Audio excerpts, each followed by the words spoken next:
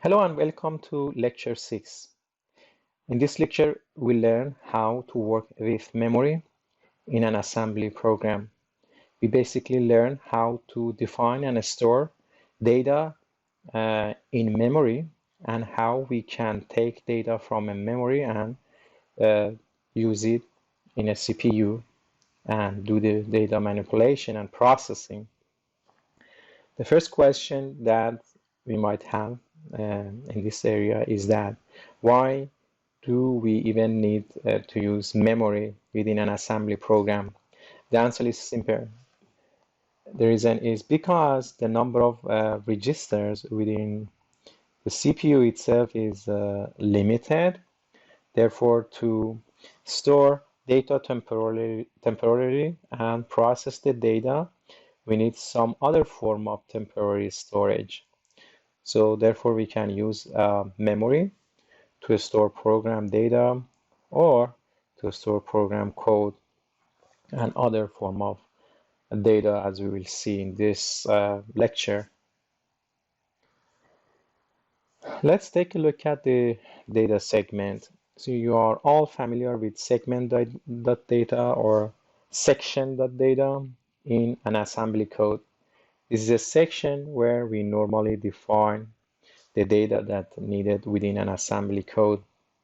For example, in here, we have defined double word data, and in here we define word data, and in here we define byte data. So basically define DD stands for define double word, and DW stands for define word, and DB stands for define byte. As you know, byte is 8-bit, word in x86 family processor, each word is 16-bit, and double word is 216-bit. Therefore, we can have 32 bits of data using this definition. So in this lecture, we're going to be seeing more acronym to define different data size. So we'll see several of these new data type and data size in this lecture. So now we define the data and we need to access the data. Let's see how we can do that within an assembly program. First thing is that when we define the data, we need to give it a label to be able to access it. So in here, L1 is a label that is given to our data in here. So therefore, when we want to access this data, we just need to know the label that is pointing to that memory location. And using that only label, we can take the data from the memory and use it in our code. Let's see how we can do this. So here is an example of a simple assembly program. As you all know, the program mainly divided in two parts. So segment.data and segment.text. In segment.data, normally data are defined over there, and segment.text is where our code is organized. So for this specific example, we use label 1 to define a double word initialized data of 1234. And then we wrote a simple program to understand this definition better. So this part of the code, we try to take the value of L1 and put it in EAX and print that value on the screen and then print a new line. In the second part of this code, we have bracket around L1 and then we put that in EAX. So what is this? What does this mean? Bracket around the memory label is used when we want to dereference that memory location. It means that take the data within that label. And for this specific example, means take the data within L1 and put it in EAX register. So we do this and then we call the print integer macro and print new line so that we print the content of the L1 and then we go to the new line. That's all. So let's see after we run this piece of code on our Linux machine what we are going to see in the screen. So here we use a shell file to run the code. And as you can see, two numbers are printed out here. The first number is the value of L1, which is a label that is pointing to memory location 134520872. And the second number is 1234, which is the content of this memory location. So we define this data at the beginning of the program. So our program, after running, it has stored the data as this memory location.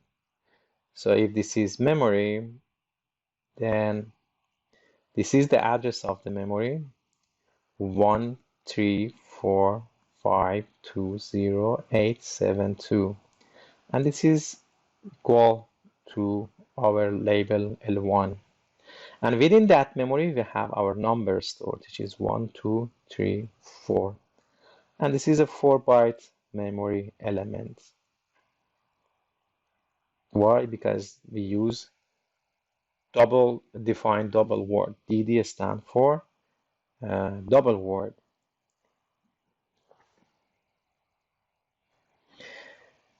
Okay, we normally use labels to point to the data in the memory, and also we can use labels to point to the code in the memory, because not only data are stored in the memory, but also code are stored within the memory.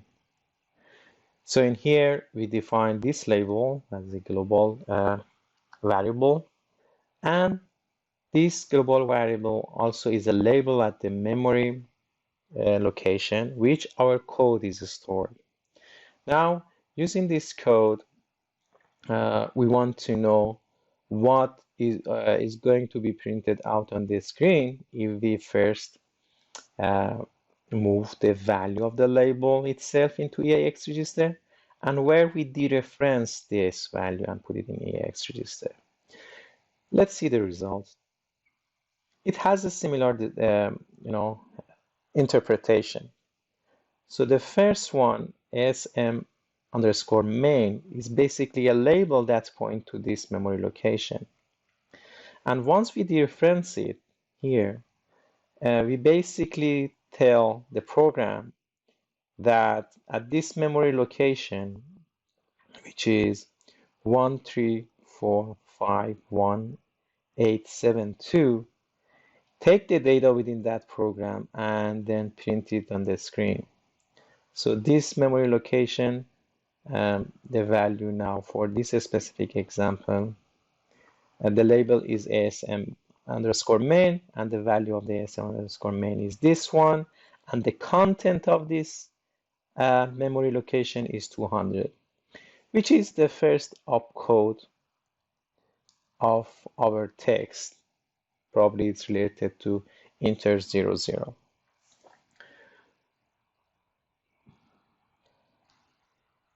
As mentioned earlier in this lecture, we have different acronyms to define data within memory. So you are familiar with this. This defines a byte of data. This defines a word of data. Again, bytes, bytes, double word, bytes, byte. In here, we put number 1 to 3 in the memory. in here 1000, in here we store a binary number within the memory. B is a keyword that tells the CPU this number is a binary one. O is a keyword that says the compiler that 12 is an octal number. Hex and 0x are the uh, keyword that refer that basically define our number as hex. And here is the double defined bytes where we actually define a memory location L8 where within that location we store the ASCII value of A. In here we define we store the ASCII value of B in the memory location L9. So the important point is to note is that so these acronym basically define this data size within the memory. They don't care about the data type. So it is a bit different from like C language or high level languages where the keywords also define data type.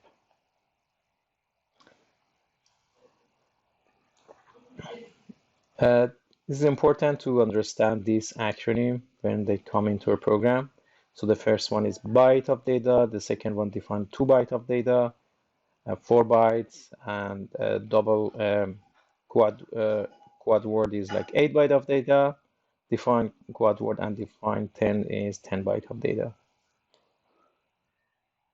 So we'll see some example that use this acronym in the data definition in this lecture. All right, this is a simple program that we try to run on Linux to understand this data store and definition in assembly code better. So for this one, we try to put the value of L1 into EAX register and print out that value in the screen. So in the second one, we try to print out the value of L2 on the screen. Same for this example, but for this one, we try to dereference the value of that memory location, which is L8, put it in AL and print out the content of L8. So let's see what we will be seeing after running this code. So after we run this code using shell command, so the first three the first three part of the code just print out an address for us in the memory. And then the last part of the code, it actually print out the content of memory location L8 for us, which is the value, which is the value of A or ASCII letter A.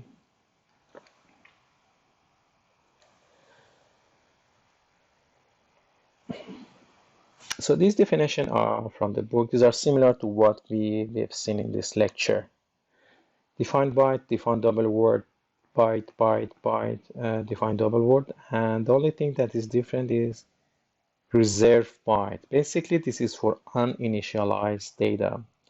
So using this keyword, we can define a variable or address which doesn't have any initial value in it. And if you try to print it out, there's going to be some random value that's going to be printed on the screen.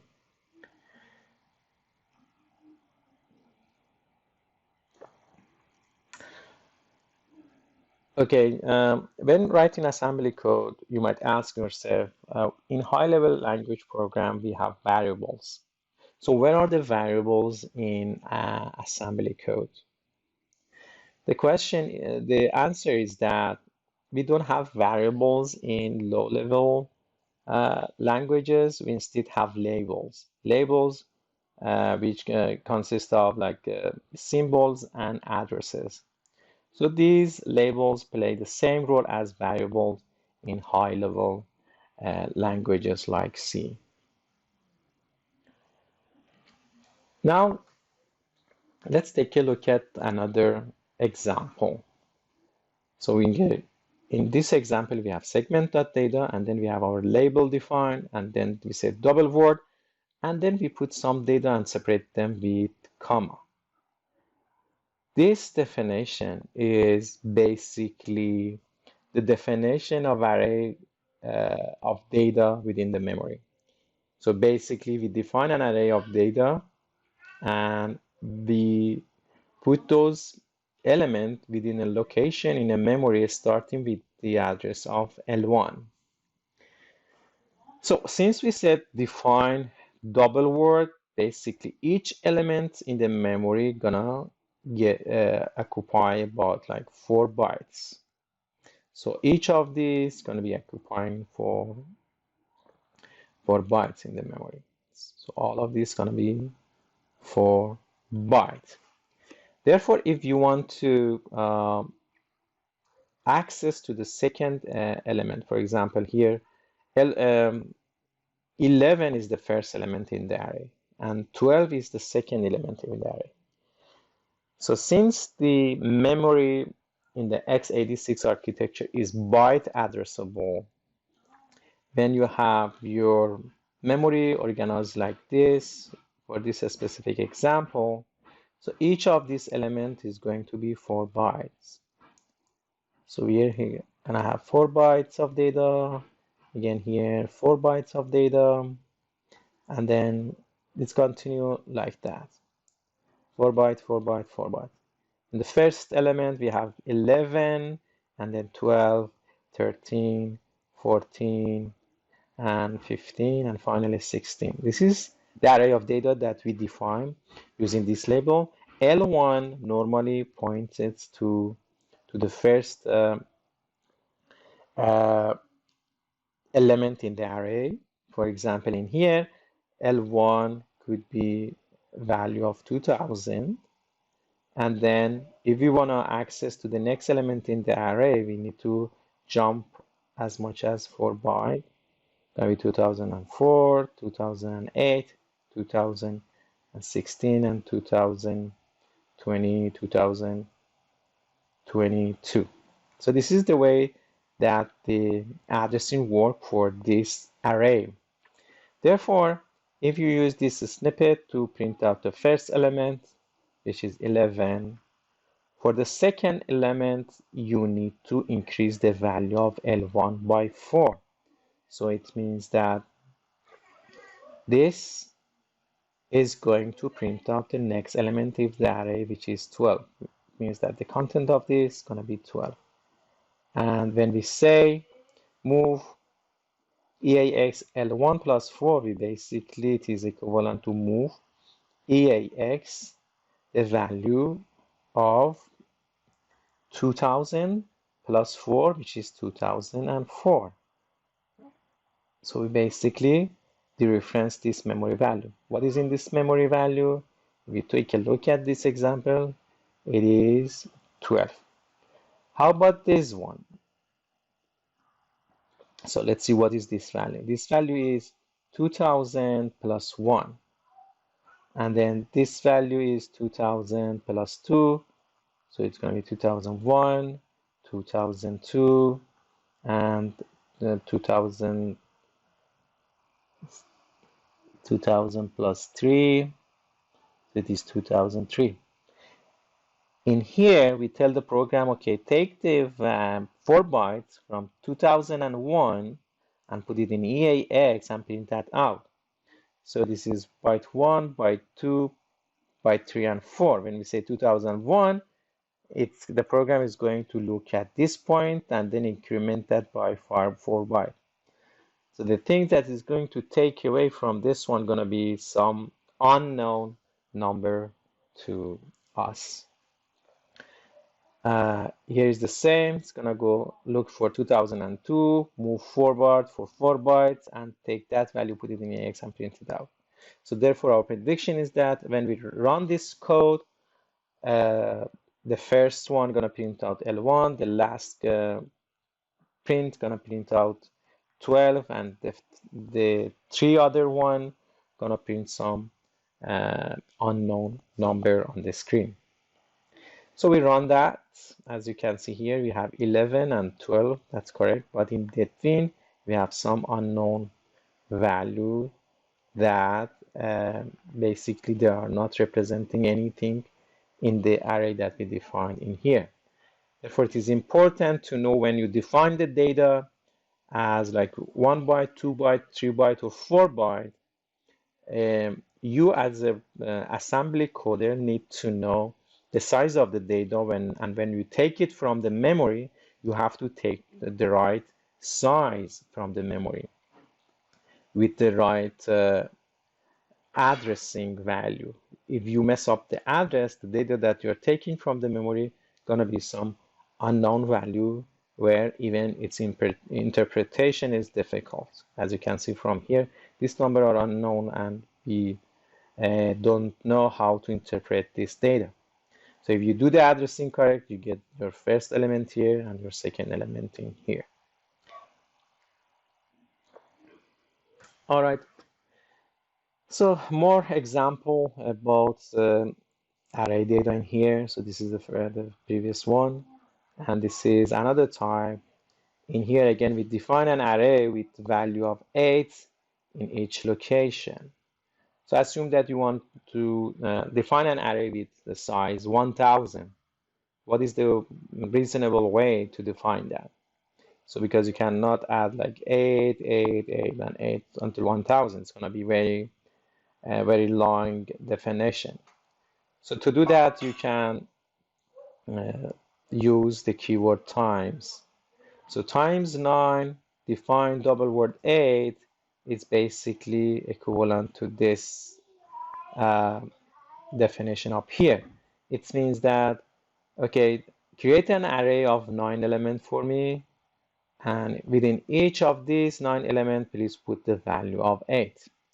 So we want to define or initialize some part of the memory with 0. This is the way to do it. So for example, we want to initialize 1000 element in the memory with 4 byte, and we want to put all of those value 0 in them. For example, we define lx times 1000. It means that 1000 element in the memory, and each of these memory are double word, and we want to put 0 in them. So in this way, you define a memory, you define a label lx or variable lx when this array variable content of 1000 element, and each element the value is 0.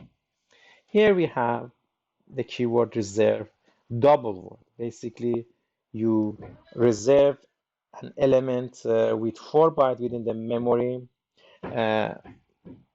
but the length of that is 9. Basically, you have a memory location of 9 value of 9 spaces, 9 elements, where you don't initialize these values. So there's gonna be some random number in this location. You define 9 space within the memory where in each location there's gonna be some random number if you print that out, those elements. So it is assumed that within your code, you are going to initialize those spaces and then use it, appropriately. And then we have reserve word. 18 means allocate 18 elements in the memory with length of 16 bits. Here we said, okay, reserve byte 36 means that reserve 36 spaces in the memory, and where each memory location is only 1 byte. So here is double word, here is word, and here is byte.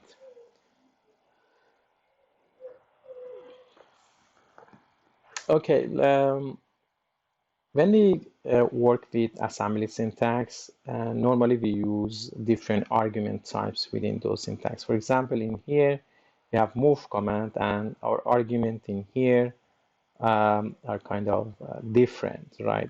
So the first one, the first example, we are working with a memory argument. In here, L1 is a label, and when we dereference it using a bracket, we basically access the content of that memory location and we put it in EAX.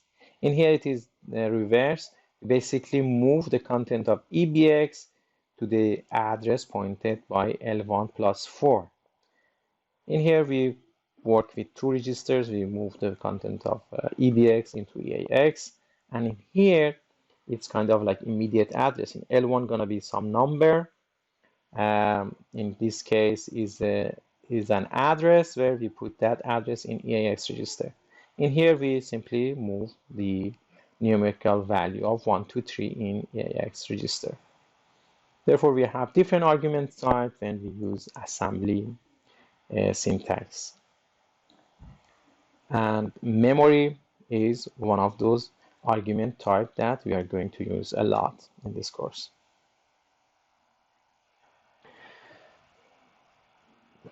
Now let's take a look at some invalid assembly commands.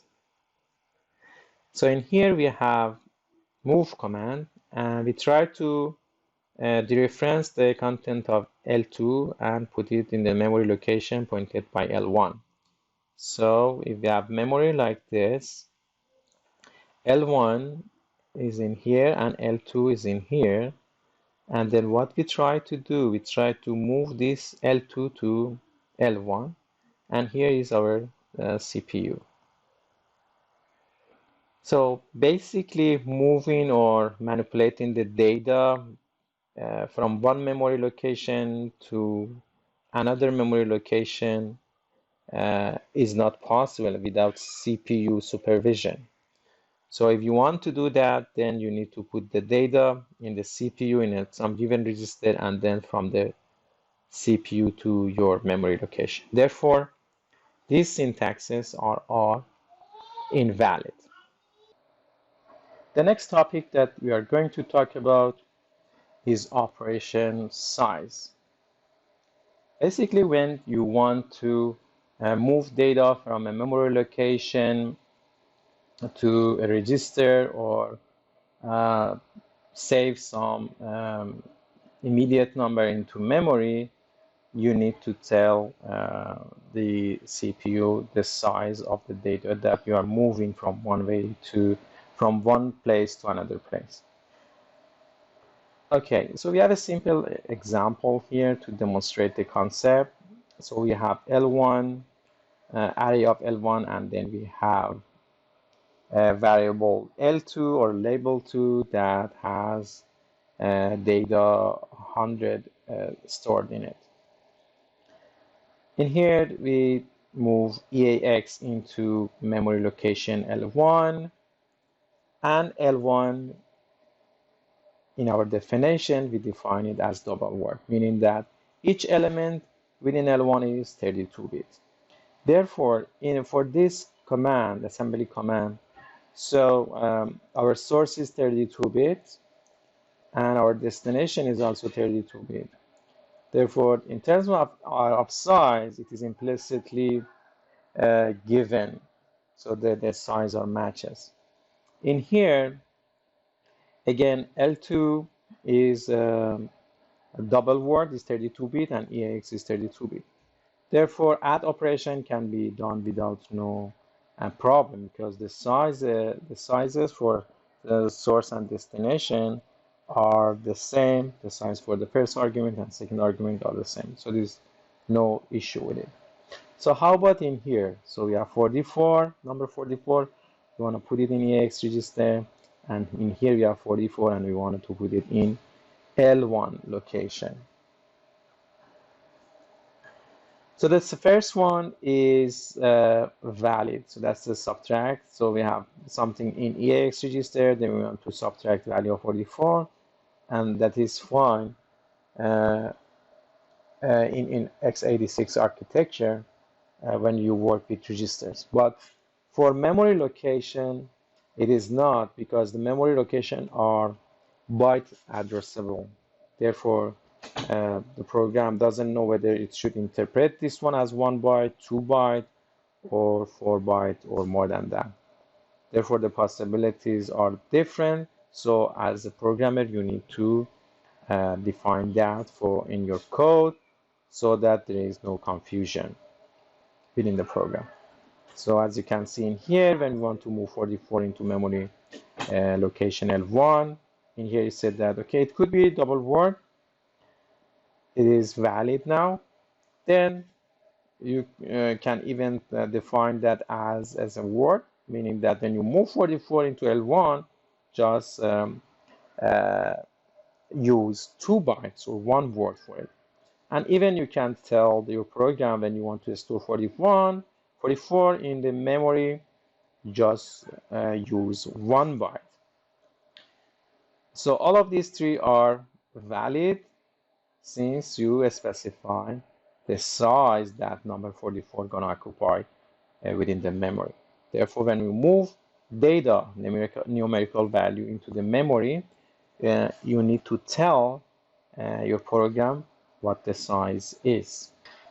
So another topic that we are going to cover in this lecture is how to store multi-byte data within the memory and how to interpret those data when we are reading that. We define a variable A or label A in here as a double word, meaning that it's gonna the data in here gonna occupy like 4 bytes within the memory, and we want to know how these data are stored within the memory. Basically, if you are not familiar with this, data can be stored in the memory in 2 different formats. It could be little endian or it could be big endian. In little endian, the less significant byte of the data are stored in the memory address with a smaller number, and the most significant bit gonna be stored in a higher address value. So let's illustrate this concept using some pictures. So this number in hex is equivalent to these values. So 6483FF is kind of representing this decimal value. And then we want to know how these LSB and MSB are going to store within the memory. Yeah, in decimal, so 64 is 100, A3 is 163, F is 255, and 0 is 0. Okay, if we assume that our memory incremented in this way, then we have assuming that the first location is 2088 and the second location is 2089, and it's incremented by 4 bytes and going to that direction, then we want to know how data could be stored within the memory. So the first possibility is that we store the most significant byte first. So we store 0 first, and then we store the 255, and then we store 163, and then finally we store 100. This means that less significant bit gonna be having a bigger address value. So this one, 0, is the most significant bit. It has the address of 2088, and the LSB or least significant byte has the address of 2091. This is called big endian format. So the other format is little endian, meaning that the least significant byte, which is 100, gonna stored within the memory with lower address value, and the most significant byte are going to store in the memory with higher address value. So this code in here tells us what is the ordering in x86 architecture.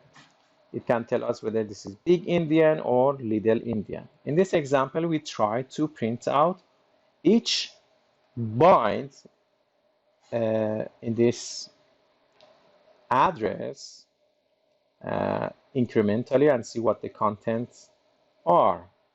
So in here, we first print out the first byte, second byte, third byte, and last byte. So let's see what we are going to see in the screen. After running this code, we are going to see the first byte as 100. So it means that lower address has the value of 100, like here. And then the 0 value has the higher address, which is in here. Therefore, in x86 architecture, the ordering of the multi-byte data is little Indian. How we can test this in C? It is simple. Just define 4 bytes data in a memory. In this case, the variable A has this 4 byte of the data. We use printf to print out that value on the screen, and then we define a pointer to point to the address of the A, the first address of the variable A, or the first byte. In here, we try to dereference that, so we take the content of the first address, then we increment that address by 1 byte, and then try to print out the second byte, third byte, and fourth byte. So let's see what's going to be printed out on the screen. Here is the result. So here is our number. As you can see, 4D, which is the least significant bit, is going to be printed out in here with the lower address value. And 1A, which is the most significant bit, is going to print out last in this address value, which is the higher address value. Therefore, it shows that the CPU architecture storing the data in a little Indian format. So what are the instructions that we can use to change the Indianness of the data? For 16-bit data, we can use exchange command and use AH and AX. For example, if data is stored in AX, where AX consists of AH, the higher byte, and the lower byte value. So if you use exchange command, basically you have AL in here, AH in here, then it's going to do this for you. So it's going to put the data of AL in here and put the data of AH in here. So it changed the Indianness data for you, where AL and AH are only 1 byte. And then for 32 bits length register, you can use byte swap. And this is the case also for 64 bits or 8 byte register like RAX. You can use also byte swap. For example, if your AX, the first byte is this, 1, second byte is this, and then 3 and 4, then you use that command, then the ordering is going to change to this 4, 3, 2, 1, where each of these is 1 byte. So here is the end of lecture 6. See you on the next video.